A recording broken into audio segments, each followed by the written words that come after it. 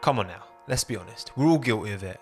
We F1 fans do love a moan sometimes, don't we? To be fair, everyone does. And I think, speaking on behalf of most of you lot, one of the biggest bugbears us F1 fans have with the current state of the sport is the track selection. Now, of course, there are many universally adored bangers, your Spas, Suzukas, Silverstones, Interlagos, for example, all great tracks that most people like. And with 23 races next year at 23 different circuits, hopefully, most of them are decent, okay? But there are a few outliers. And that's the purpose of today's video, to take those worst tracks and within the realistic confines of what could potentially happen. So we're not talking about widening at Monaco because, you know, yachts. You might need to, you know, pave over some grassland or maybe knock down a little building or two maybe, but surely it's worth it, right? Obviously, dirty air is a massive problem for F1 in the current spec and will continue to be into 2021. The new regulation changes, which should hopefully add more mechanical grip, less aero focus. It's medium speed corners mainly that the current F1 cars really struggle to follow in, right? You've got to look at where cars can overtake at the moment. So turn 1 at Interlagos, Lacombe at Spa, the first chicane at Monza. What do they all have in common? They're all heavy braking zones. So generally speaking, I'm just adding heavy braking zones where I can. And of course, this is just a bit of fun. Like, I'm not an expert, far from it. I reckon the F1 esports guys could actually do a really good job at this video. This is what I think, okay? Take it for what it is. My not very expert opinion. Okay, first of all, what are the 7 worst tracks? Well, 4 of them I was pretty confident with. And so I went to Twitter to get your opinion as well. Of the 5,500 of you who responded to the poll on Twitter, 90% agreed that France, Le Castellet, Russia at the Sochi Autodrome, Abu Dhabi at Yas Marina, and Spain at Catalunya are 4 of the worst tracks, 4 of the absolute bottom.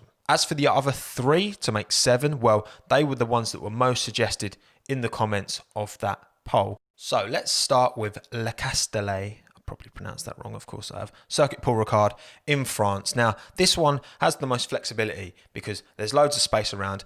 Aesthetically, it looks very pretty, okay? It's a very pretty track, but it's amazing that they've literally got the ability and the space to do whatever they want, and they've still managed to make a dead track. That's an achievement in itself, surely. Anyway, the whole final sector is pretty meh, as is turns kind of 3 to 7. So that's where I'll focus my attention for this one. You can see I've pushed corner 3 back and made it sharper, so it's more of a heavy braking zone to hopefully create more overtaking here. A nice little right-left section, and then a long right-hander, which again, medium speed, not great for overtaking, but the whole point of that is to add more speed for this long straight down here, which should hopefully make turn 8 even more of an overtaking zone than it already is. I've also sharpened off turn 11, so again, the idea is that that becomes more of a solid braking zone at the moment.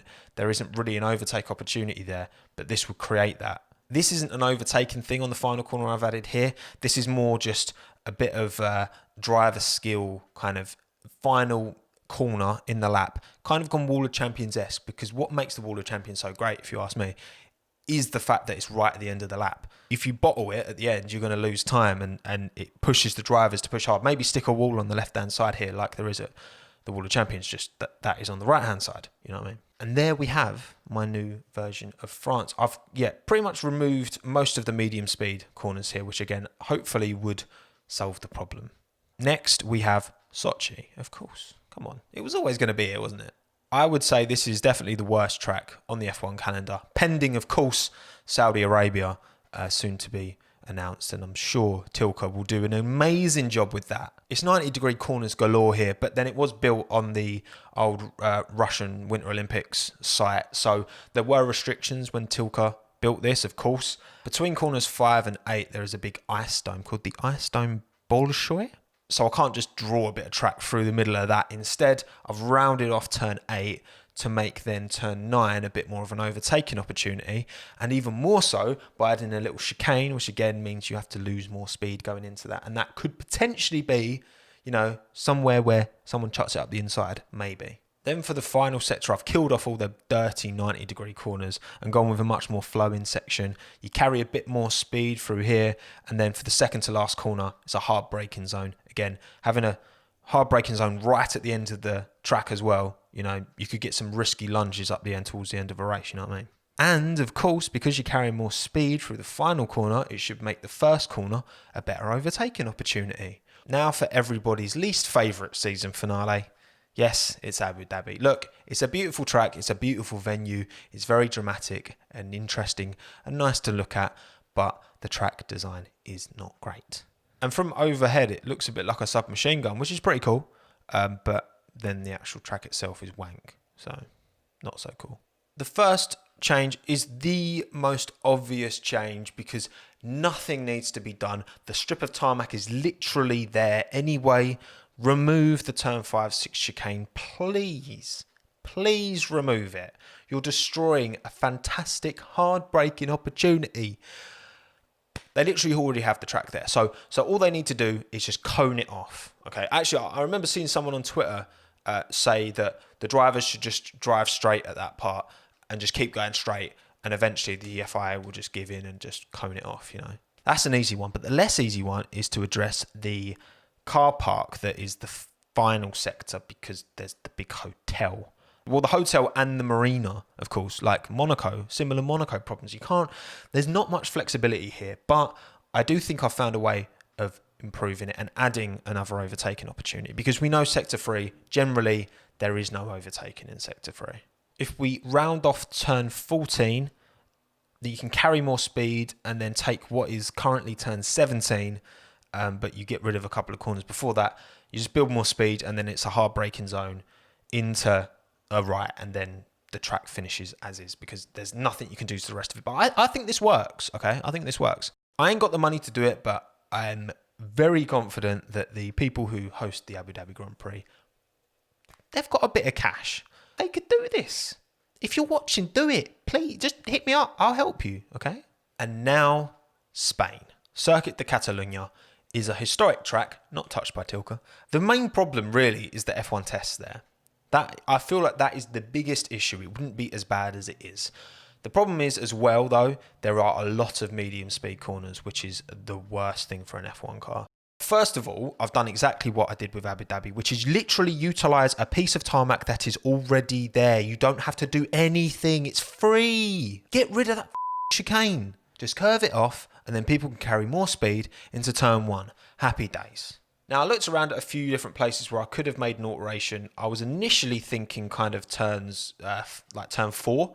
But then I was like, no, actually, that kind of works. There's been some iconic moments gone down there. It can be quite close. So turns 7 and 8 are pretty nothing corners, aren't they? We don't see any overtaking here. So my suggestion is to drag this out and again add hard braking zone, hard left-hander to then turn into a right-hander because then it preserves the braking zone down here.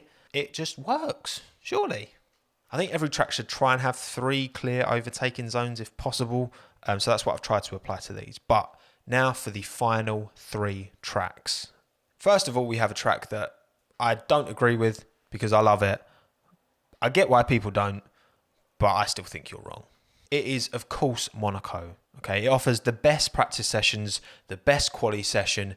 Yes, the race doesn't tend to be amazing wheel to wheel, but when you appreciate just how much effort and focus and how much difficulty there is for the drivers to consistently lap Monaco when you're constantly on the edge, and the fact that it's just different, which is nice. We've got tracks like Catalunya, which are just long, wide bore fests. We have Monaco, which are short, narrow bore fests. That's fine. And of course, strategy, I think, plays a much bigger part in Monaco because, again, there's no margin for error. If the strategists mess up, that's your race gone. But of course, the fact that it's a narrow, historic street circuit through the middle of Monaco limits me massively. I can't just widen the track. I can't just add random braking zones out of nowhere. You look at it and you think, oh, there's quite a lot of braking zones, but it's such a small track that, again, it's the width that is the problem. The only thing I can think is this little loop-de-loop I've put up here. So instead of turning right into turn 8, you look to the left and there's a roundabout there according to Google Maps. So why can't the F1 cars go left around the roundabout, which allows them to carry a little bit more speed down through the tunnel and into turn 10? Because turn 10 is one of the very few not clear overtaking positions. It's one of the best places to overtake, I think, at Monaco, one of the most common places to overtake, even though it's so narrow. So if drivers carry more speed through that section, I think it makes it more of a clear overtaking possibility.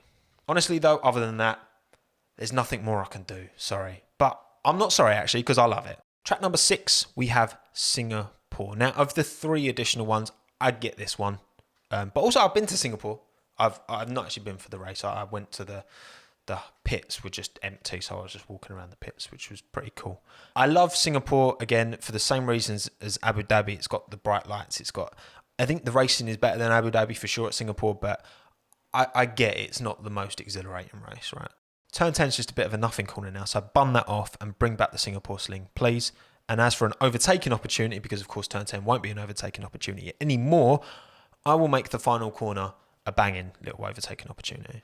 Get rid of turns 19 and 20, extend that out into a long straight. Again, looking at maps, the land is there. Yeah, sure, you might have to destroy a youth Olympic park that sits in that space, but they could just build that somewhere else. It's fine. It's fine. And what I'd then do is tighten up the final corner to make it into another hard braking zone. Again, right at the end of the circuit. Although, to be fair, to make that work, they would have the slight issue of it being in the river. But again, it's not by much. They could just build that out a little bit. Humans have got the ability to do this, okay? We could just build that out a tiny bit. Imagine final lap, someone's right on someone's arse, and they're going into that final corner, and they could make the pass right there. And then number 7, last but by no means least, and again, another one I didn't agree with personally, because I rate it. I would say this is a solid B tier track, but it was mentioned a few times, so we're looking at it. It is China. Turn 1's great. It's got some fast flowing medium speed corners, to be fair, so I guess that is the issue. And that's what I've tried to address, that kind of medium speed section where overtakes don't generally happen, because there are plenty of long straights with, sharp bits. So I've reworked this whole section to create, again, a hard braking zone, but then that will also make turn 11 a better overtaking zone, because you should be carrying more speed into that. And that's literally it.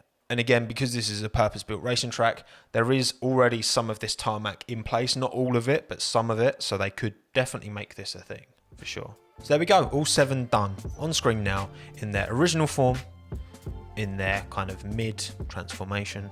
So you can see where I've changed the bits. And then in their final form. So please do let me know in the comments below what you think. I'm going to make a concerted effort this year to be much more active in the comments like I was originally with the channel, because I do love it. It's hard to keep up, but I will do my best. But with this video in particular, I'd love to know, have I missed opportunities here? Are there things that I could have changed that I didn't? Have I ruined some of the tracks? Maybe. Again, I'm not an expert. This is just a bit of fun. If anyone else wants to take on this video idea, feel free. I don't own it, ultimately, and it would be cool to see, especially I think people who've got experience with racing games more than I have. I used to back in the day. We won't talk about Forza 3. Any of the F1 esports lot, feel free, crack on you lot. Enjoy it. It's a free world. It's 2021 now. It's new vibes. You know what I'm saying? My name continues to be Tommo. This is my F1 YouTube channel. Thank you so much for taking the time yet again. Have a good one. Ta-da.